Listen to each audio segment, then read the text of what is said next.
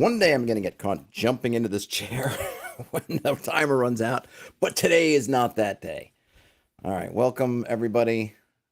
This is a happy Friday. I don't know why it always feels like I'm sitting, like, what am I doing? The chair doesn't seem behind me all the way. All right, it's just that kind of day, I guess. Well, welcome. I don't have any notes. Let's just get to it. It's Friday. We're doing our normal do. We're doing what we do. In this case, just go see what's going on in the OSR subreddit and talk about it. Let's refresh. We're on the hot tab, as is our usual. We got a hex map right up front. That's good, right? Posted by, let's see, Aldarea, or maybe I should say underscore Aldarea underscore. A hex map of the Hermopolis region in the Hellenistic era. That's cool. I always have a soft spot for the very old school minimal hexes. Is this their own thing, or did they? The reason why I ask. Okay, now yeah, in the original size, much bigger. Okay, we got a lot of desert. I see. So they've got. I don't know if I've seen it before. I think I probably have, but I always forget. Okay, so we have desert.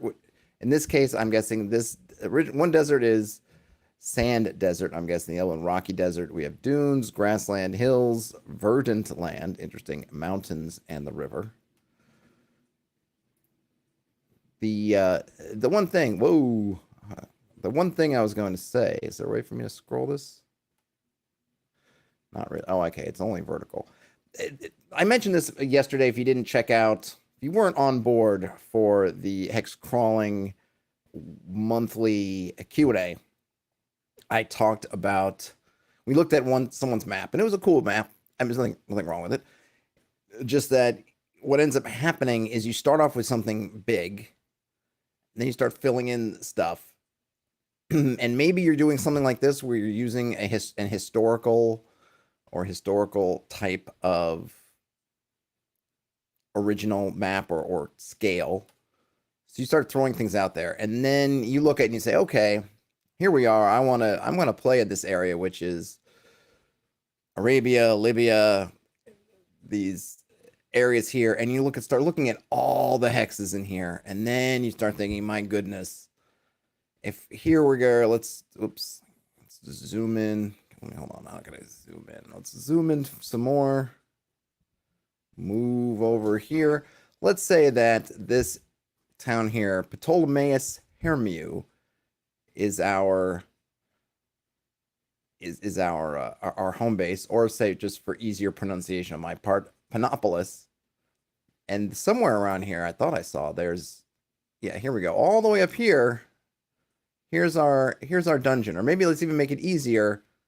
We'll scroll up here. We started, was it Herakion? Alabaster. I'm going to call it Alabaster. And now we got to get to, oh, look here. There's some interesting things in these mountains. But these mountains are, gosh, it's 1, 2, 3, 4, 5, 6, 7, 8. 8 hexes to that one. 1, 2, 3, 4, 5, 6, 7, 8, basically 8 hexes to that one.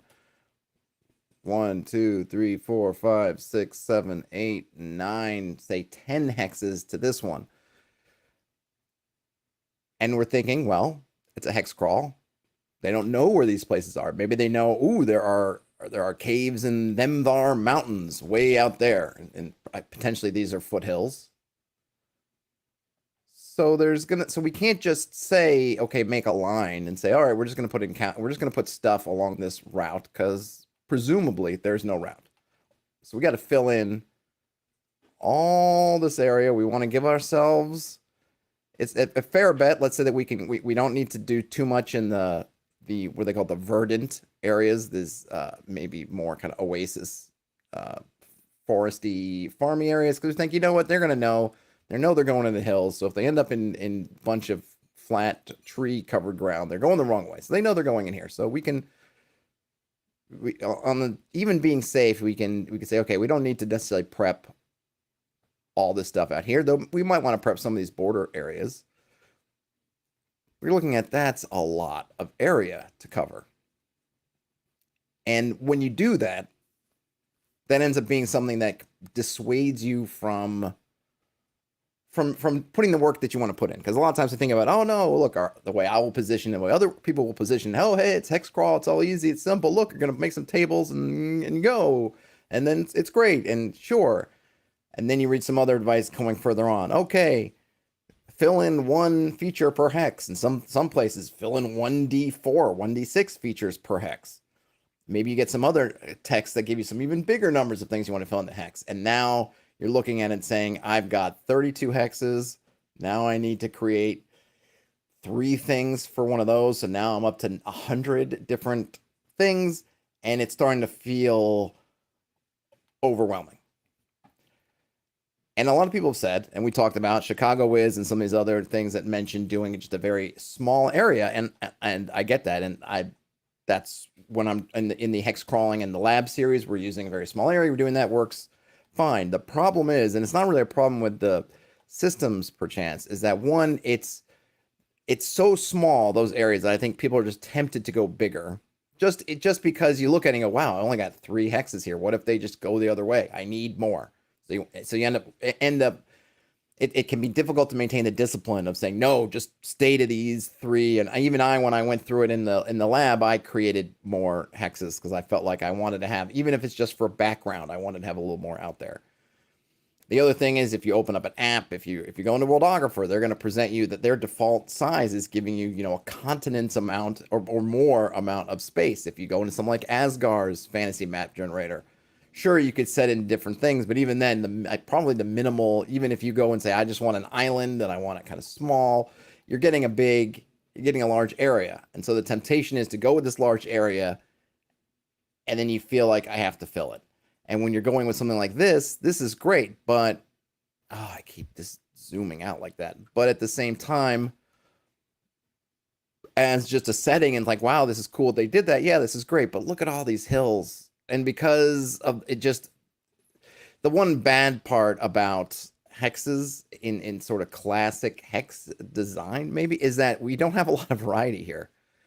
So someone's going to look at this, and I think if you were to look at this landscape on a physical level, if I were to pull up Google Maps, I mean, if I could look up a historical Google Maps, we're not getting with all the civilization that's there now, but something more akin. There's all kinds of variation in here, but the hexes just show hills, or in this case, dunes. So I guess there might not be that much variation. It could just be just dunes as far as the eye can see.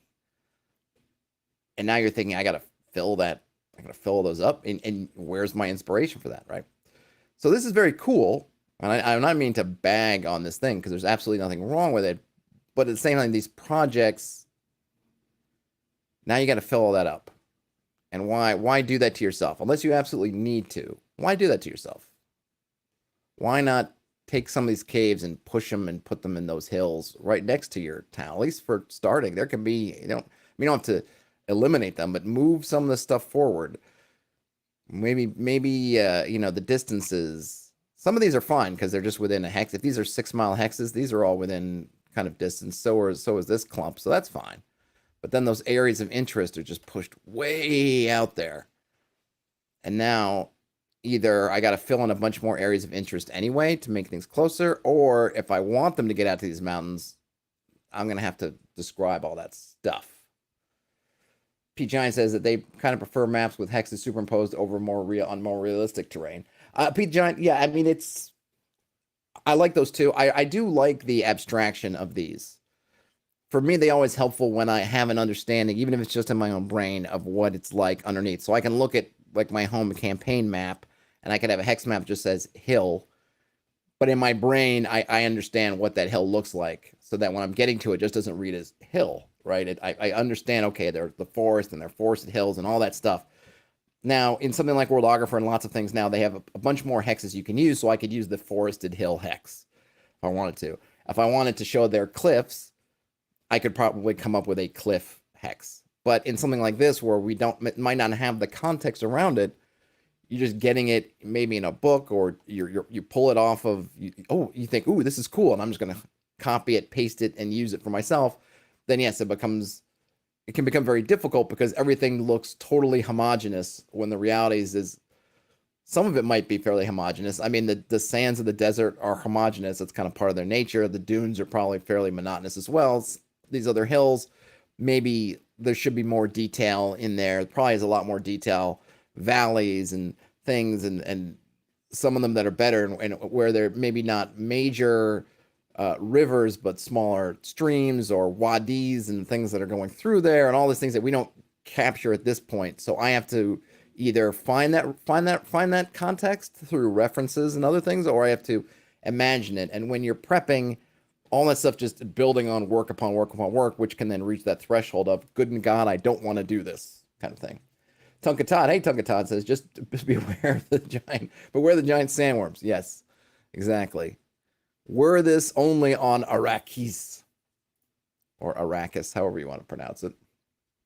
All right, so that was the Hexmap of Hermopolis, which is very cool, but beware if you jump in and you grab a huge hex map, some of the challenges that can come with that. This might be interesting. Follow the Convoy guidelines for escort-based scenarios, posted by Mondemoiseux or Mondemoiseux, I'm not sure.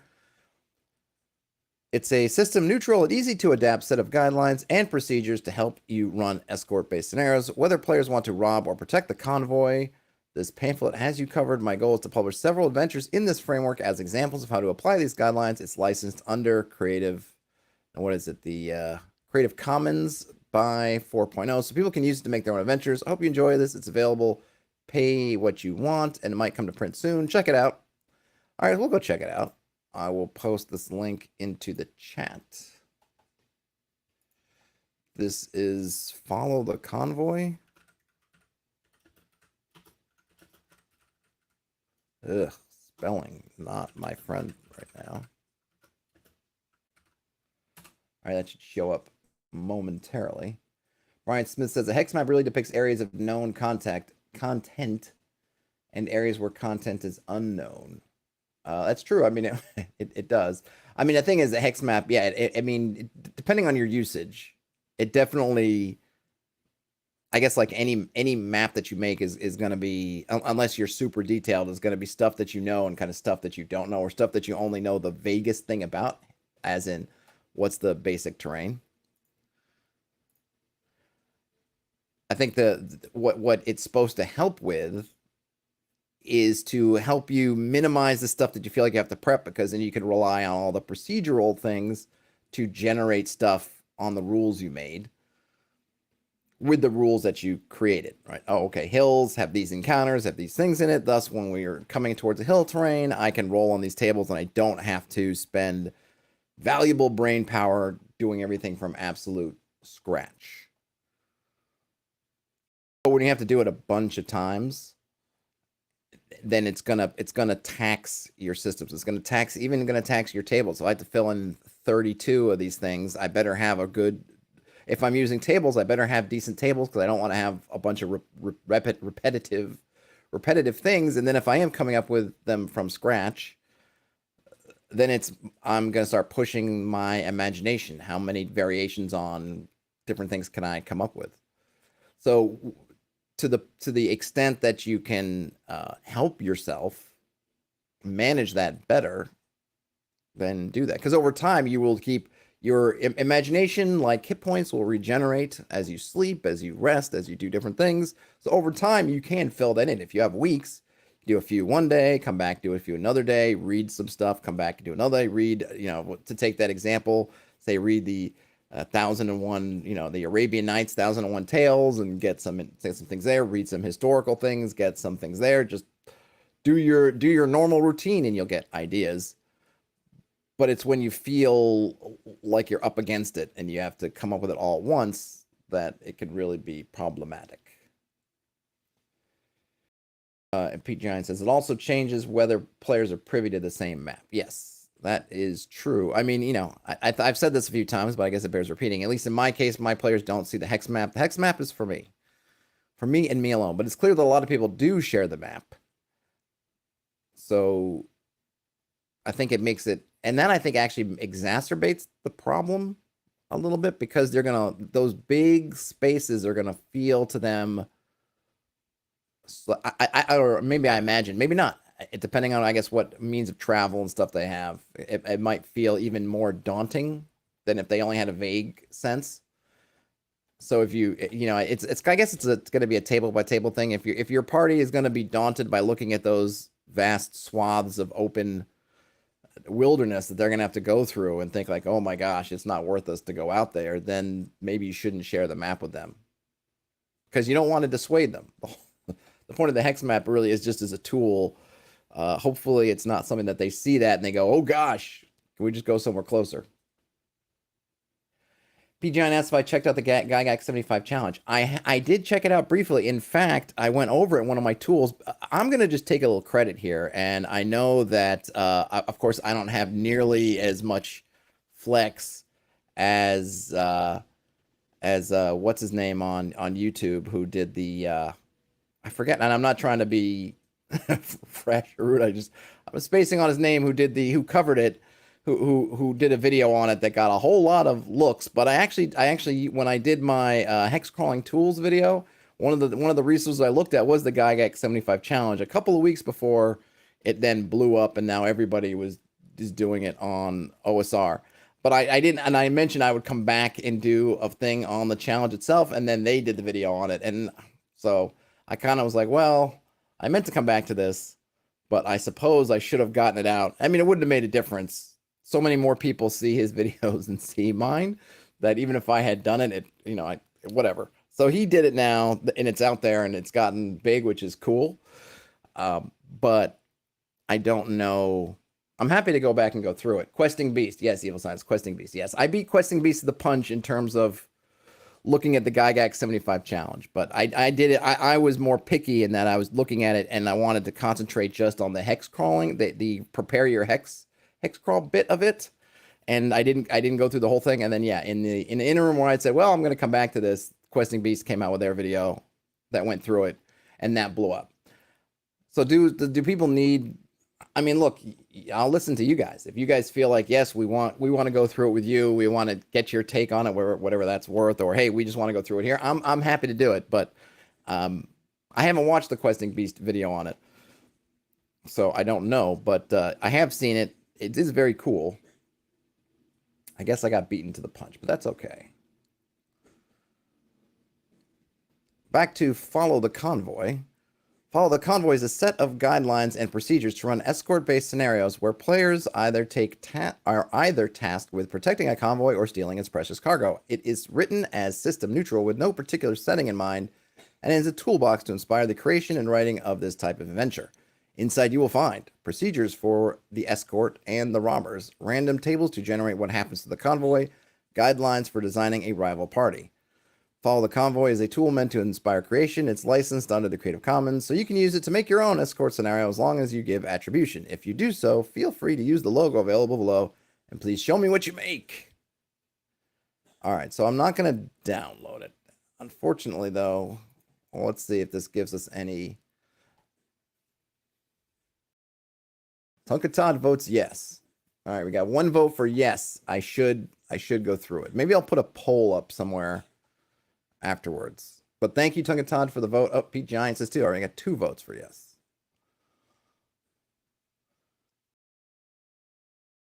So we get a mock-up. I just always feel bad just downloading these things. I suppose I don't know. Is it imposter syndrome? Because on the one hand, I could say, hey, sure, look at that. I'm showing off your thing on my wonderful stream. There are tens of people who watch this. But it seems cool. It looks like this is another, basically a 1-pager, maybe a 2-pager if that's double-sided. But if you need rules for convoys, check it out.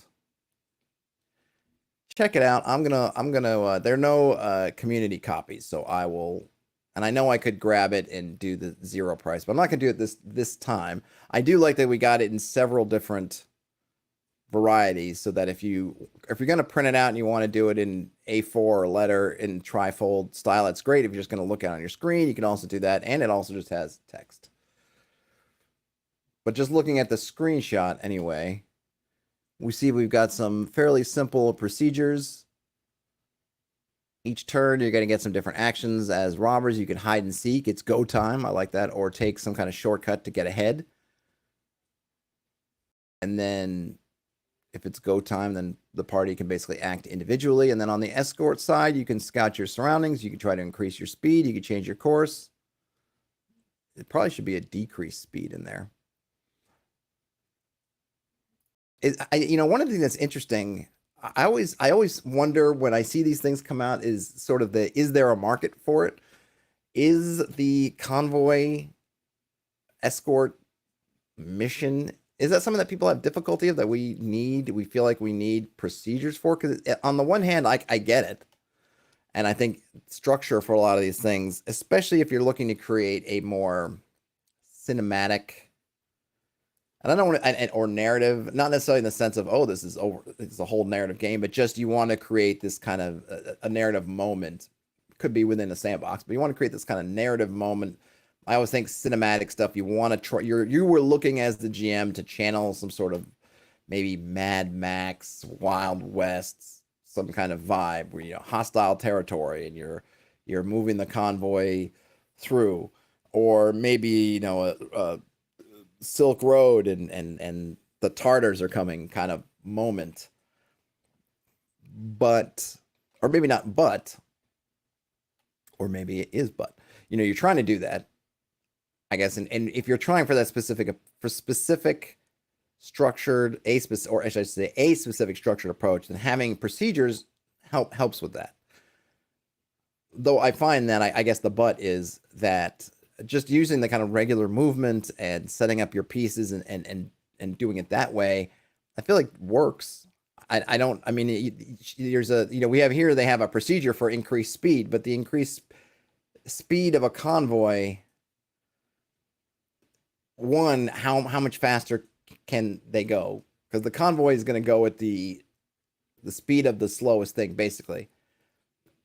Or it's going to lose its going to lose its composure, I guess, or I don't know, it's going to come apart, right? Whatever's really slow is just going to fall behind the stuff that's really fast. So people on individual horseback are going to be able to gallop away.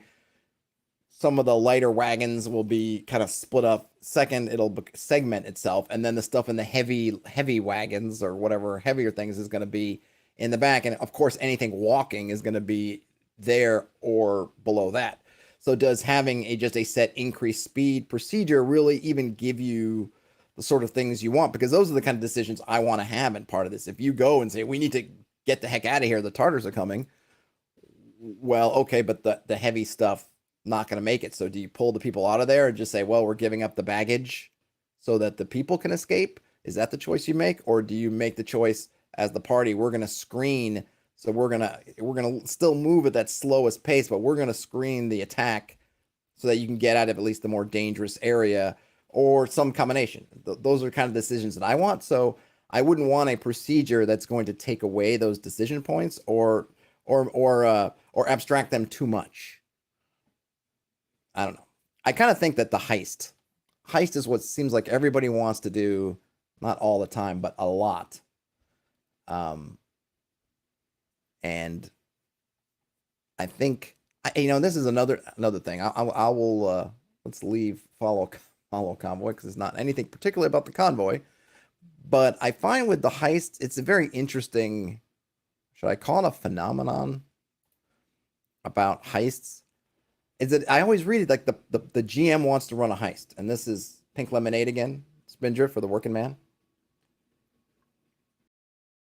GMs, I always see from GMs, I want to run heists.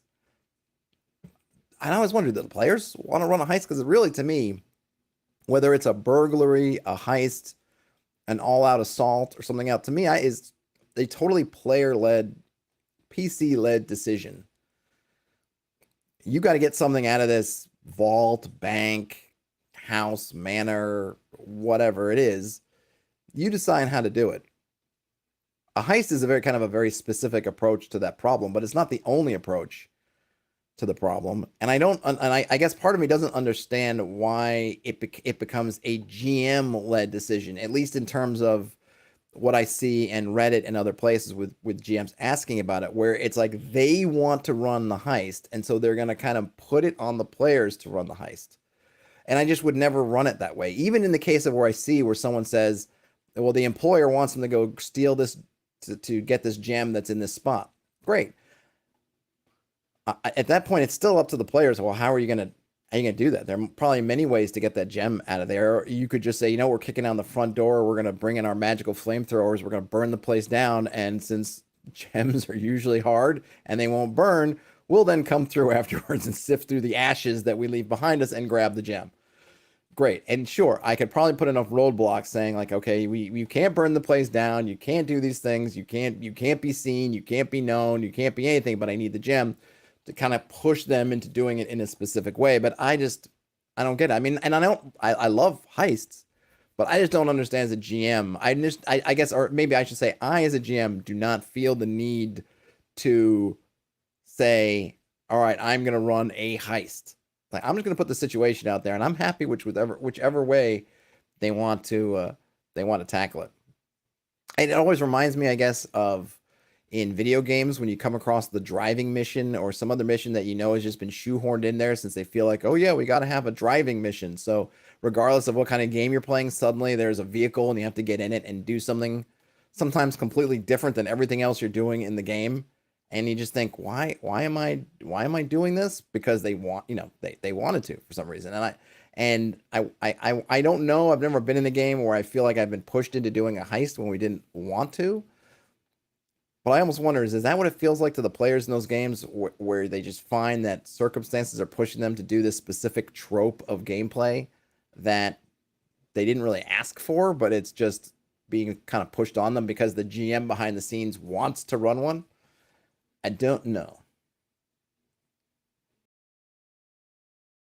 Oh, Brian Smith says, I think it's often the players getting amped up and they're like, oh yeah, it'll be a sweet heist. And the GM is on Reddit asking how to do it the next day. Okay, well, that's definitely a possibility. I mean, the other thing is, what do you really, and maybe this is where I think that people get too caught up in trying to do a cinematic experience, because what do you really need to do for a heist that you don't need to do or do need to do differently than you would to do if it was just, here's a house?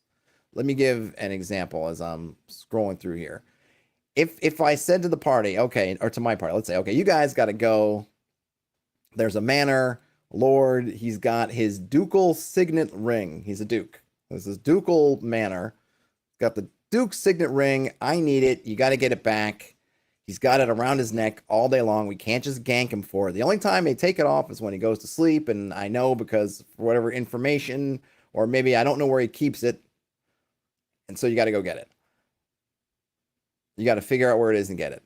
I imagine that given those circumstances, as a GM, I can kind of think about, okay, well, what's going on? So who knows where this thing is? Certainly where the ducal ring is. I would bet that if he's got a butler or maid, some kind of servant, they would know. At least the ones that deal with him personally, his man or woman would know where it is. Certainly the duke would know. And okay, and it's a manor house, so it's going to have 24-hour guards and whatever. And so I got to figure that stuff out. These are the same kind of things I would do for a heist. Because people will love to point out, well, in movies and in TV shows and things, here's what you do. You have the information gathering phase, then you kind of have the planning phase, then you have the go time phase, and of course everything goes wrong. Great. But from my GM's perspective, I'm gonna have information about it anyway, and then the party's gonna either find the information out or not. Then the party's either gonna make their planning or not, and then they're gonna have go time. I mean, I don't need to. What is this specific thing I need to do for a heist that I wouldn't need to do if it was just, if I didn't understand, if I had no clue of what a heist was, and I was just running it like, yeah, you got to get it out of this place. What changes exactly? I don't know. And maybe it's just because we call it a heist and there's a trope about that. There's a thing that we feel like we need to do special. It's like, you don't need to do anything special. It's a house with guards. people moving around in it. Set it up like you would if they were just if they were just running and gunning from the door, and then do it. If they're trying to be sneaky, that kind of heist, or they're trying to use trickery and that kind of heist, it's same. You don't need anything, at least in my mind, anything specific, or or so I say. P. Giant says, provide the situation, then sit back and watch what the players come up with. Yeah, exactly. And it's the same for heist if it was not a heist. But somehow people inject that term almost. It's like I've decided to call this thing a heist. And so now I'm running into, or I feel like I need, or I want all kinds of special things because I'm calling it a heist. It's just a type of robbery. That's all it is. Because and this is where I think that when you start bringing in all these literary stuff, bringing all this cinematic stuff, it's just adding a bunch of frippery. I don't know. I was trying to think of a clever word. That's not the one I want. Just fuss to essentially a situation that's no different than any other situation. Let me know if I'm passing anything, by the way, that folks need or want to see. We got Pitchforks and Witches and Mansion of the Dead Witch, not the Dead Wish. Check that one out. Give it an upvote. Brian Smith says, the heist is just a specific flavor of the encounter. Definitely brings along tropes, though. Yes, it does. But I guess what I'm saying is a lot of stuff will just happen naturally. I imagine, or this is my imagining. I imagine if you're a party and you're more or less given open, and maybe the problem is, and I'm looking at it, this might be the problem, or maybe this is my thing with it. I'm looking at things as that I'm giving essentially open-ended situations to the party. There is a house. I need you to get something out of the house. Go. And then me as the players, or if I then switch places and now I'm thinking as a player, then we huddle up and you say, okay, what do we need to do? And we start thinking about the things we would think about if we were going to rob a place. Case the joint, get the info. Maybe we can bribe somebody on the inside. Maybe we want to, depending on the setting, maybe we can get plans for when the place was built, or is there sewers underneath, all the kind of things that, and when I am, as a player, I am pulling from heist movies, I'm pulling from other kinds of movies I've seen, I'm playing, maybe we can trick our way in, get some papers, get an introduction, get something. Okay, we're pulling all the stuff in and doing it, and then we'll figure out these things and lay it out. But there's a lot of parties that don't get that aren't given that sort of latitude, right? They are in a situation in which, and I'm not saying it's good or bad, it's just the style of game they're playing, where they are given a much more linear situation that's presented to them, and that when you get to the heist part, by the nature of the heist, the GM wants to give the players that latitude that they don't normally have, and now they have to figure out how to get them in that mode. Whereas I'm coming from, where I'm looking at it mostly like they're in that mode all the time. So the heist is no different than anything else. Do it however you feel like you can do it, or don't do it if you don't want to. But maybe if you're coming at it like, well, normally we're much more plotted and linear, and their employer, whatever meta tools I'm using are being very specific to how I want them to do it. If it's a heist, part of that is the players being a lot more independent and doing all that stuff, and they're not normally. So now I want to come up with tools to get them to do these things that I don't give them the latitude to have. Maybe by agreement. Again, I'm not trying to say it's good or bad, that just by mutual agreement at the table, they usually don't have to worry about such things. In this specific instance, they do. How do I get them to make that jump? Maybe that's it. Brian Smith says they agree. A DM might only need to know what types of things to prep for a heist. The designer of the heist procedure may be presenting rules that aren't loose enough. Potentially. All right, so this is Pitchforks and Witches and Mansion of the Dead Witch by Nameless-Designer. Hey everyone, I've recently uploaded a couple of contributions toward the OSR June Jam. Boy, it's only June 3rd. People, it's only June 3rd. You've got all month. But here we go. The first is a micro RPG funnel game titled Pitchforks and Witches, where players take on the role of a rabble of commoners who seek to defeat some threat in their village. The game can be used as a funnel game, session 0, or a one-shot adventure. The second is a short micro-adventure entitled Mansion of the Dead Witch, which accompanies Pitchforks and Witches, but can easily be used with other RPG systems as a one-shot adventure. Both systems are free to download. I hope you find some use for these at your gaming table. Please check out other submissions from other contributors as they are uploaded through the month of June. And then is that just the image? That is the image. All right, cool. We'll go take a look at this. So I don't know if people are aware, but there is an OSR June game jam. Someone pointed out I should try to get that person to in an interview or something. Maybe I will. I have to look at their other stuff. I think I've seen their stuff before. Maybe even I've talked about it, but I gotta look that up. I might try to do something for this. I'm not sure. Time is always of the essence, and my time management is not the best, and I always feel like I got way more stuff to do than I have time to do. But and maybe we could do something communally. I don't know. Or other folks, let me know in the chat if you're or in comments later on if folks in here are going to do anything for the June jam. I'll grab that link also and I'll post it. Let's see. So here's the link. Monkey's Paw Games, I'm not immediately familiar with, but I got to look at it more. So this is the June OSR jam, or as I typed it at first, jam. See when that enters the chat. There we go. Yeah, 26 days. This person's already put in 2 entries. Only 26 days and change left. What's this about that? An OSR game jam for the month of June. Make it a retro clone, or make a retro clone. Make a module, make a bestiary, make a spell list, make some cool items or NPCs. Make something fun that would fit in somewhere between 1975's Temple of the Frog and 1984 when Dragonlance ruined everything. All right, then we got what is an OSR, which I don't think I need to read.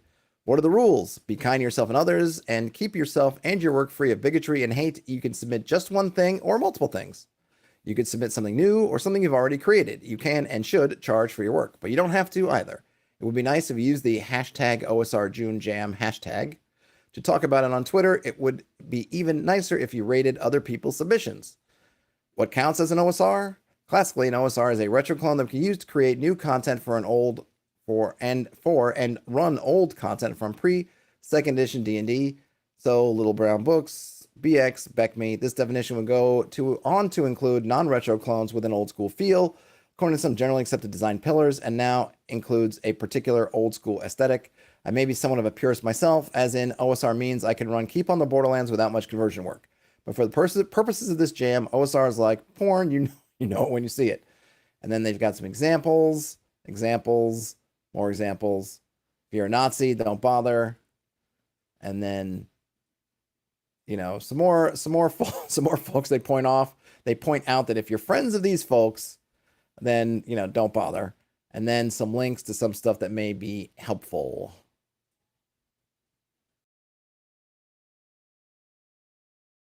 Brian Smith says I should contact Geek Gamers and do a chat with her, one of their favorite YouTube RPG peeps. All right, I'll try to remember that after stream to see what they're about. That sounds good. Okay, so that's the jam. And we have some submissions.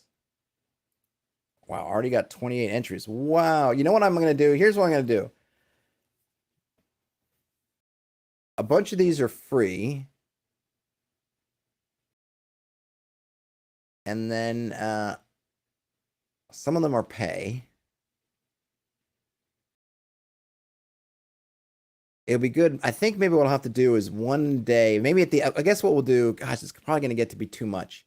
It would be cool, I think, and maybe help signal boost it. I mean, to whatever extent that a single boost for me, however far that gets you, to do a stream where we can just go over some of these OSR June jams.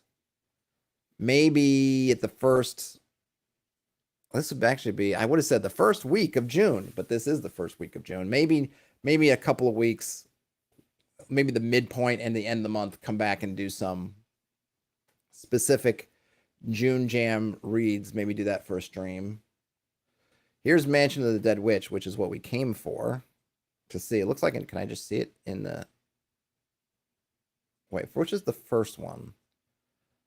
I think actually they mentioned, hold on a minute. The helm is in there. Let's see, nameless designer. We'll go back here. They've done some other stuff. Pitchforks and Witches was their free micro funnel. Can I download it? I can. I can open it. Okay, so it's a 2-pager. It's done in that fold format. Oh, interesting. Okay, seems kind of cool. So it seems like one of these is set up that the players. Am I getting this correctly? That you could almost split this in two. This is the ref stuff. Oh no, it's in like reverse order. I think this is one where you're supposed to. At least they put the page numbers on the bottom, so I can tell. So this is one you're supposed to print on both sides, and when you try fold it together, you get the title trifold, and then you actually get all these pages, and then you get these. All right, so let's read the. There's no general overview, but for the players, I do appreciate that we've got split up referee and players sections, which is good. Pitchforks and Witches is a micro RPG funnel game where the players take on the role of a rabble of commoners who band together to rid their settlement of some threat. Create the rabble. Create a group of 8 to 12 commoners between the players. All commoners start with the following attributes: health 5, defense 10, a pitchfork, and a torch. Pitchfork does D4 damage. The torch lasts an hour. Get to roll on some tables for their names, their occupation, their talents, and then equipment, and you divide the equipment between the group. How to play. The game is narrated by the referee, who presents a scene, and the players who decide on their actions. The outcome of these actions are determined by the referee. If the outcome of an action is risky or uncertain, the referee may call for a check. The check is made by rolling a d20 equaling or exceeding a target number, and there's a table for that. If the commoner has a talent related to the check, then give them advantage. A reaction roll may also be used by the referee to determine an opponent's reaction or random event. Advantage is you roll twice, take the highest result, or disadvantage, you roll twice, take the lower result.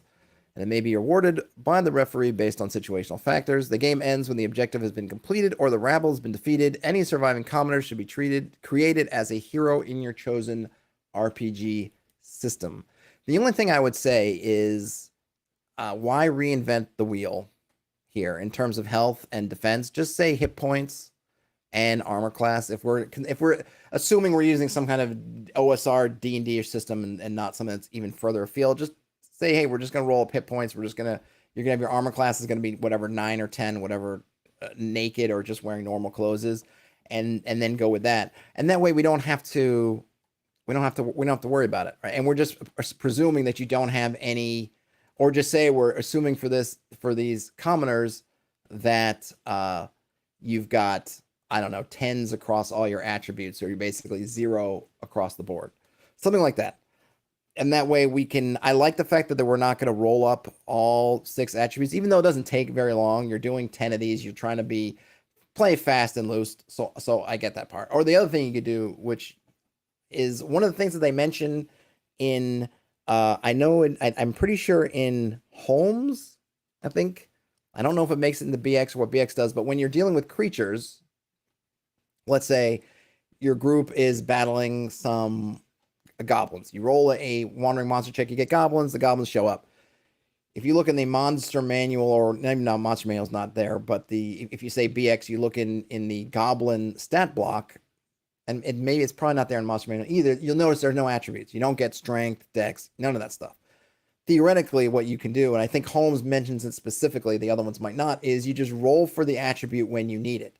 So when you're sitting there and you're going, okay, I got this goblin with a sword, I could just say they're +0, like whatever it is, or whatever the bonus they have, whatever they hit to go with it. But if I want to be more individual, I could say, okay, when this goblin A rolls to attack, I'm just going to quickly roll up some strength, find out what his strength is, and then it's either plus, minus, whatever adds that number. Or say Constitution, because you're going to roll hit points for each one, because there's only, say, 3 or 4 of them, so you don't mind. Say, okay, I'm just going to roll individual for hit points.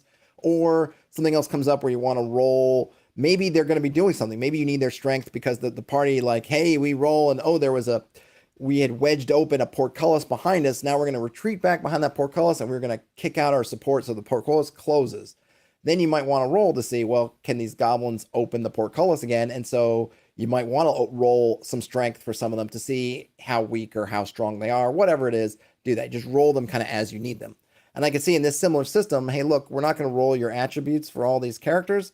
just as situations come up where your individual characters you might need to, then you can just roll that strength. So we won't roll your strength right up front. Maybe the first time you get into combat or the first time you want to bend bars, lift gates, or do something similar, we'll roll up strength, and then after the whole thing is done, you might have rolled up all your stats, or maybe you've only rolled up 2 of them and then you roll up the rest of them.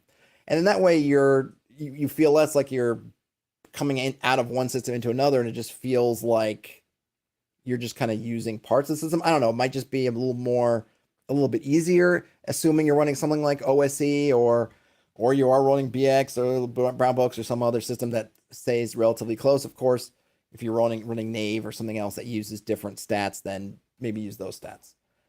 Brian Smith says ad hoc ability scores are great. And then Pete Giant says, yeah, I don't get with the people going against the lingua franca of D&D. I mean, I get it in the standpoint that a lot of times you're trying for a different look, feel, vibe, especially when you want to be setting your thing apart from something else. In this case, since this system seems like you're using this, I mean, I guess what I would say is I would be less, I wouldn't point it out if this were its own full RPG. Hey, you're playing Pitchforks and Witches. This is what you're doing. Great. Hey, I'm using health. I'm using whatever. What do they call it? Health and defense. Fine. But this one seems to specifically be to use with other systems that you have. And at that point, I think, well, since you're using it for systems you already have, and the system that is the most popular or the biggest in terms of numbers uses these things, then why not just use the same things? And since you can use them without getting sued, you can say hit points and armor class. I don't think you probably don't even have to put in any kind of reference the OGL probably to use hit points and armor class. Why not just use hit points and armor class, right? Save folks I forgot to save folks having to look it up. I forgot to link to this, by the way, so let me do that. Let's see. This is whoops. But I will say I really like the kind of angry mob theme of this. I think that is tremendous. All right, let's go back here. And there's where you can pick this up. namelessdesigner.itch.io/pitchforks and witches, or you can also find the link through that OSR June jam. On the referee's side, you create an adventure for the players using some prompts we have on some tables. And there's also a pre-prepped adventure they have, which we will look at momentarily.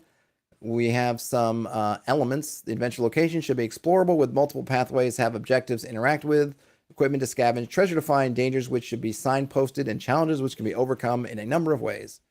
And then we can use another table to populate the location, give each denizen a special ability. Where do we get special abilities from? Or are we just supposed to figure this out on our own? And then basically, this is something I like. It's not giving you specific creatures. And I've had this on my mind to do for myself, so it's kind of interesting if someone else does it. They're just telling you, hey, the size and then their basic attributes. And then you skin them and do whatever you want to them on the side. Brian Smith says, if this pamphlet doesn't have a gnarly witch random table, they'll be sad. I think you're going to be sad. This one doesn't have it. I would have called it maybe pitchforks and torches, because I agree with you. There's no witch here. Though it looks like in the adventure that kind of goes along with it, there is a witch. Running the game, player agency, time, 10-minute exploration rounds, random encounters. After each exploration turn, roll a d20. Random encounter incurs on a 1 or 2. And this increases by +2 each turn until it resets after an encounter, and you don't roll it during combat. That's an interesting method. So it turns out, so you're only going to have a 10% chance each exploration turn for an encounter. However, it's going to increase by 2, so you're getting a 10% increase each time until you have one. So there's definitely going to be the one interesting thing here. So I like this wrinkle. It really adds to the tension as you keep building up, and as the party, I presume that that if nothing's happening, it means that something is going to happen soon. It would be kind of cool if you could do some things to try to lower that, maybe by a random number, so that you could take an action that might have some other kind of consequence, like let's say like hide in the dark or something, or something else where you could then lower that chance, but you don't know how much you're lowering it by. So you could kind of go up, do it, and then it's going to go down, or you can keep running it. It seems like there'd be a lot of cool stuff you could do with that, but even at this simple level, I like it. I like that idea of the tension. The further you're going in, you're just creeping around knowing something's coming, but you don't know what. And then reward creativity, combat and survival. Combat can be deadly. Each turn takes a few seconds. You roll initiative, you roll attack. It's a d20. Damage is by weapon damage. And then death is when health reaches zilch. Which makes sense. And then morale. Oh, yes, I can pull the link down. Absolutely. There it is.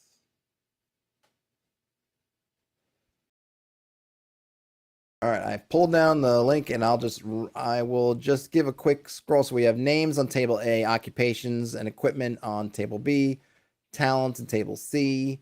And I think you could, I don't know if this is the special abilities that they were mentioning for creatures, but you could probably apply it to both. Equipment, and then wounds, denizens, adventure creator, all that stuff. And hey, Brian Smith, it is free, so you can just go to itch and grab your own. Also, free to do it, no reason not to. All right, and as we're winding this thing down, let's take a look now at that other one, which is Mansions of the Dead Witch, which is that here? It is here.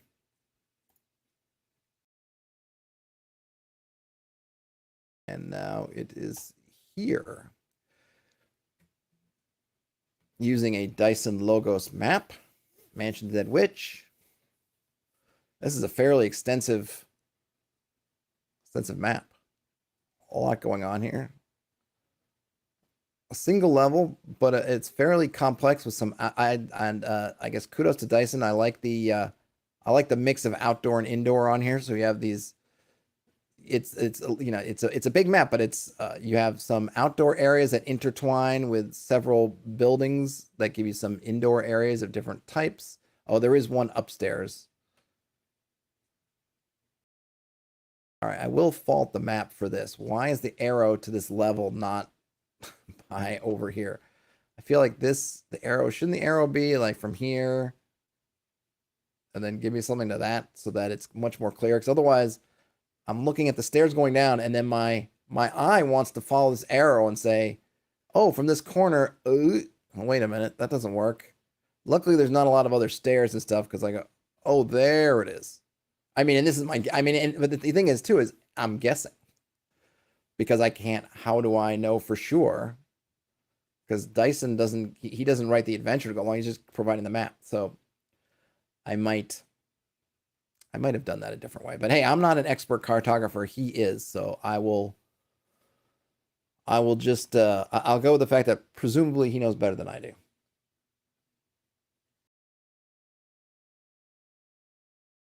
Oh, Brian Smith says it looks very familiar. They may already have it.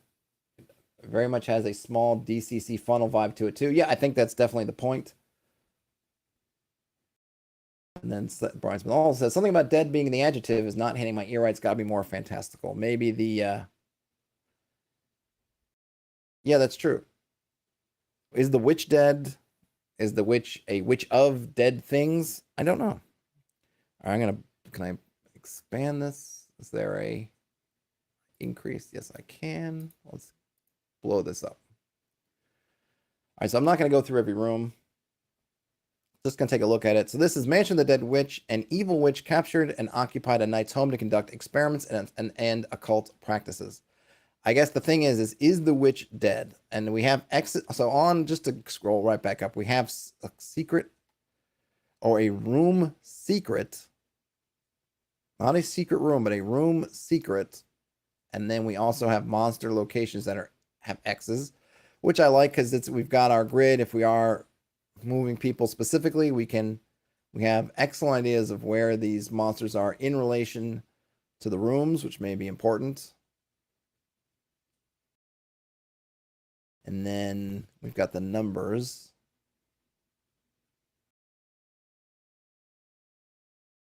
So what are the things that we have? We have these Armored Knights that are actually, are they animated? All right, let me just read the box text here for the players. The people are cursed. The dead have risen and a dark shadow hangs over the village. Grab your pitchfork and eliminate the source of the threat. For the referee, a comatose witch lies in the mansion preserved by a magic necklace which causes evil dreams to become reality. Removing the necklace will stop the dreams but awaken the witch. I like that. I like it because it's got a bit of a twist. Because you've sort of got a positive and negative outcome. If you don't take off the necklace, then, well, the dreams are going to keep becoming reality, which are bad. But then if you do take off the necklace, then the witch wakes up. Pete Giant says, fallen would be better.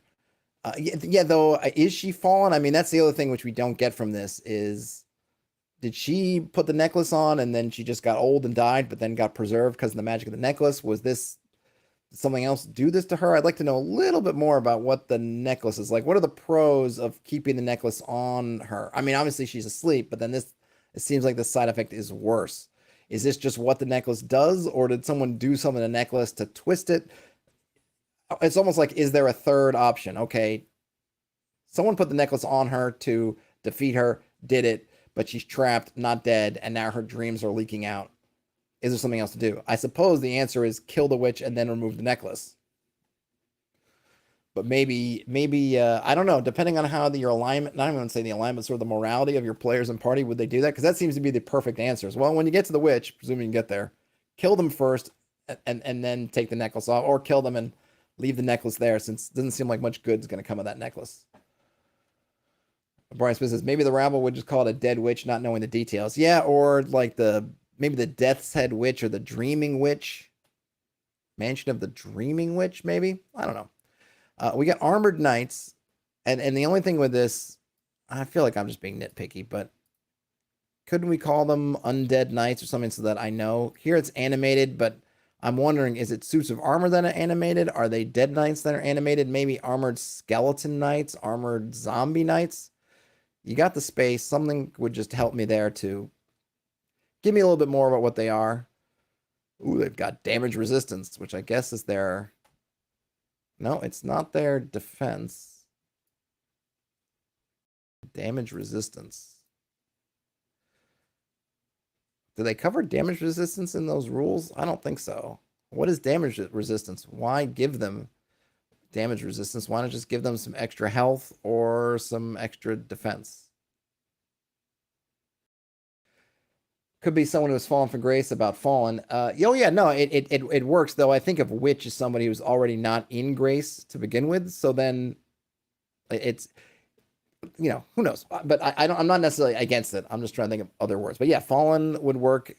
Sleeping would work. Dreaming would work in terms of, because I don't think this is actually referring to anything that they know, because they probably don't know there's a witch there at all, the locals, and they just know about the dead. So you could call it, say, Mansion of the Dead Knights, which would be more accurate to what the people that might actually be experiencing. I think this is more a flavorful title for us, the people who are reading it. Brian Smith says, if I'm a farmer with a pitchfork and come across a weird dead witch, I'd cautiously stab it and then try to bury the whole thing, cursed necklace and all. I agree, which is maybe what you would do in this game is, pitch them out. So we got some armored undead knights, I'm presuming, something called a brain stomper, which is a large pulsing brain on 4 lawed legs. What are lawed legs? 4 lawed legs. Somebody help me out here. What is a lawed leg? Because I don't know. But it's got psychic damage and will knock you out. Creeper plants, grabs opponents and chokes them. We got some giant rats, giant spiders, an ooze cube. I'm guessing that's to avoid certain copyrights. Is that a gelatinous cube? No, it is an ooze cube. And then we get some regular skeletons. We get a white, and then we get the witch. The wicked witch with powers of the occult. It's got a hex, a curse, and it can summon spiders. And then there's some zombies. I like all these. I guess the ones I'm curious about, because they just don't fit to me, are the creeper plants and the brain stoppers. More the brain stopper than the creeper plant. Like, how does that fit into? Is that something we're expected to think that, okay, I guess you could have an excuse for anything being there because the witch is dreaming it up. But that one seems like it fits in a different, that to me is like the mad scientist Dr. Frankenstein kind of thing, that like in the fantasy version of Frankenstein, you've got his failed experiments, some of which might be brains that he's grafted legs onto, and maybe now they're coming alive, or they did become alive, but they didn't do what he wanted to, and now they're just running around, or he uses them as assistants or something like that. I'm not sure that it to me it fits the witch theme. It's interesting here that there's that it maybe doesn't lean into more witchy kind of stuff or things I think about with sort of witches. Where are the like homunculi? Where are the like birds and beasts? I guess the creeper plant maybe fits in with that kind of witchy vibe, but I don't know. It almost feels like you could get a little bit more witchy, a little bit more witchy. Ooh, witchy, witchy. Get a little more witchy with it, but nothing wrong with it. And we got some random encounters. Could be zombie skeletons or skeletons patrolling, skeletons guarding, skeletons patrolling, giant spiders, a brain stomper, hunting for living things to crush. I could appreciate that. A wight that's searching for the potion of life. Are they thinking there's a potion of life here? What has given the wight the idea that here is a potion of life? Here's where I would like to say, don't tell me it's searching for the potion of life. And then I'm thinking, like, what is the potion of life? A, what is the potion of life?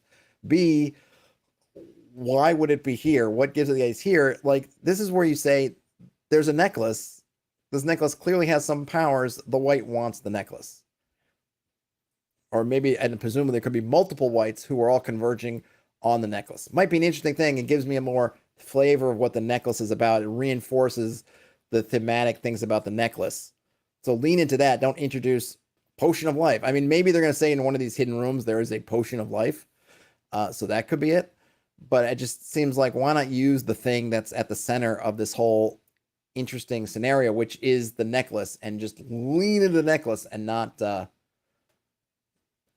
introduce other things. And then we got a bunch of stuff. Pete Giant says they're going to go make their weary wonky limbs monster stat block. Brian Smith asks, is there even a cauldron? I mean, there's probably is somewhere in here. All right, I'm going to go through these quick because I'm cognizant that I'm low on time here. So we get the entrance. We have a barracks, a study, a side entrance, a recreational area. There's a quarter, a prayer room, another entrance room, an armory, a vault. I'm kind of looking to see, is somewhere there hidden a potion of life? Courtyard, the treasure room, a trapped room, the trapped room of a purpose. Smooth crack in middle of floor to room 12. Lever on far wall in middle position. Up locks the door behind the target. Down opens the floor and drops people into a pit. D6 damage. Middle closes floor, trapping anyone below. Okay, but what was that room before it became just a trap room? You got a room with a pentagon, a study, a cupboard, a collapsed floor, an indoor herb garden, a machine room. What does the machine have to do with stuff? What was the knight doing with a machine room? A monolith. An alchemist room, a shrine room, a fungal garden, a spider's lair, a storage room, a dining area, a tomb that's got the witch in it, trophy room, empty corridor, empty room, fountain room, pool of clear water, not a potion of life, fountain room, which has a pool of murky water, supply room, burial room, empty room, barricaded room, brain stomper's lair. Are there any potions in this at all? I'm just going to do a quick search because I am super curious. Potion. Oh, there it is. I missed it. It was in the alchemist room. There you have the potion of life that the wight is looking for. Brian Smith says they're underwhelmed by this one. Bummer. I don't know if I'm underwhelmed. Look, I'm picky. I'm always looking around and thinking, and I think this would make a fun adventure. There's certainly a lot of stuff. The couple things that just are interesting. How long they've been working on this or when they posted it, but either this stuff was pretty.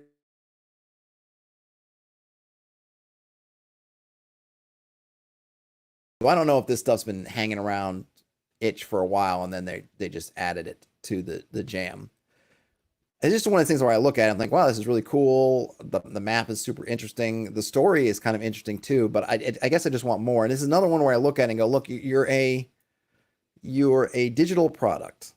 if giving me another one of these pages where you can give me some more backstory and you can write things out a little bit more and you can talk about what the knights were doing, if this stuff, if the witch inherited this stuff from the knights, then what were knights doing with these weird machine rooms and and monoliths?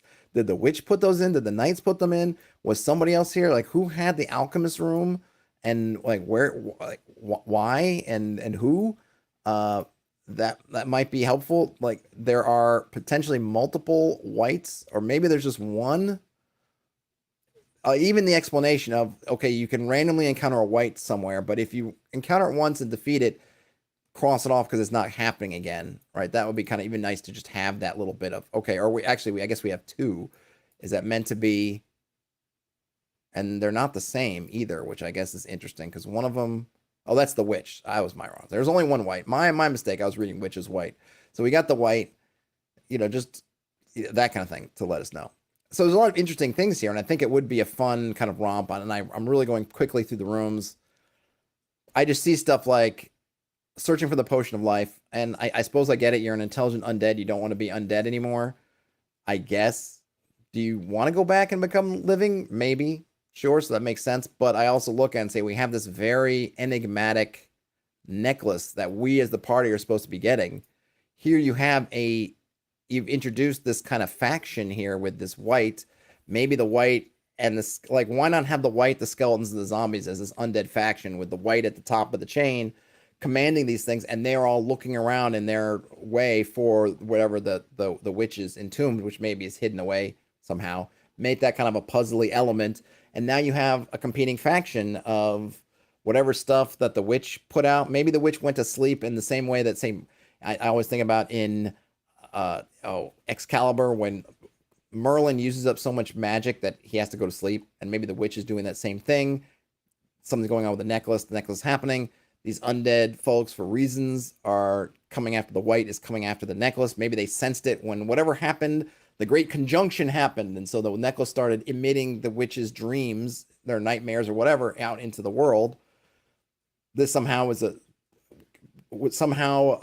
alerted the white that this thing was out here. They're coming. You're coming. Now you've got this kind of triangle of the witch, the party, and the whites, and you can play with that. Adding in like the potion of life, it to me just is it's not that it's bad, because you could certainly have some interesting things with, if you encounter the white, could you make a deal with them because they want the potion, they don't really care about you, and they're going to curb stomp you anyway, pretty much. I mean, I'm thinking of a white by the books. Maybe in this kind of white, they're not as strong, but chances are, maybe even in this mode, immune to normal weapons and stuff, the white's going to get you. So he tells you, bring me the potion and you'll live. Then you find the potion, something like that. But I just think like going with the necklace, if it says, bring me the necklace and you live, just as strong. And again, it ties more together. That's my thoughts. But I don't think there's anything inherently bad with it. And I could see running it. Certainly. Pete Giant says, how about a sarcastic machine room that insults the PC's equipment? That might be pretty good. Yeah, and this is where I think sometimes and I can't say this person had this idea, but it's almost like, did they feel like they needed to shoehorn in more gonzo stuff? So you end up with machine rooms and weird monoliths with electric wires and brain stompers that are fun from a gonzo point of view, but then are maybe a bit weaker thematically. I don't know, but you're kind of trying to get some of that gonzo-ness, inject that bit of gonzo in. I don't know. So I think if you're going to go gonzo, you could totally do it, but then just lean into that. I think you have a really fun sort of medieval fairy tale, gothic kind of story. I would think lean into that. Brian Smith says, all the random rooms and creatures included and stuff aren't getting my imagination going. I could definitely use some sort of nudge, suggestion, things being interconnected. I think so. The witch is asleep the whole time too, like magically put to sleep. I don't know. Yeah, they haven't said it. Yes, Brian Smith, feel free to take this in the forums and we can discuss it. I guess that's a good place as any, because I got a jet. So folks, on your way out, if you could give this a thumbs up, that would be awesome. If you like these kind of chats and things, I do them 5 days a week, pretty much 4 or 5 days a week, depending on my schedule, about different topics and whatnot. And I try to put out regular videos too. go ahead and subscribe. That would be awesome. Otherwise than that, hey, if you're watching this or listening to this on Friday, have a great weekend. Otherwise, have a great rest of whenever you end up watching or listening to this. Game on, everybody. And I will talk to you later.